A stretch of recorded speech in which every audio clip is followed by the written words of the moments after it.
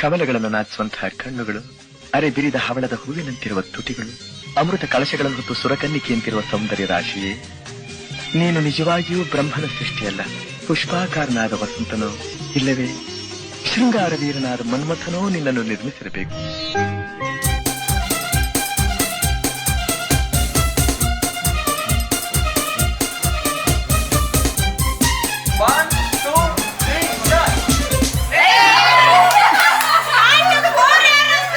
ನಾನು ಅದನ್ನೇ ಮರಿಬೇಡ್ರಿ.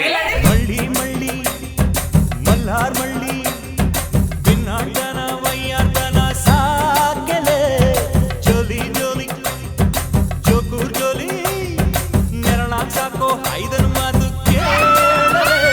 ಯಾರು ದೊಡ್ಡದ್ಕೆ ಹೌದ್ರಾ?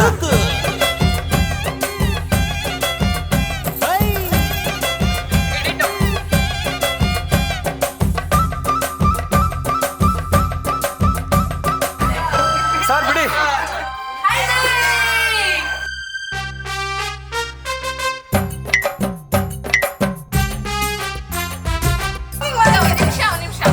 ಮುತ್ಯಾಲಮ್ಮ ಮಂಕಾಳಮ್ಮ ಹಿಂಗ್ಯಾಕಮ್ಮ ಮೀನಂಗೆ ನಿಜಾರತಿ ನಾಜುಕಮ್ಮ ಕೋಶಾಕಮ್ಮ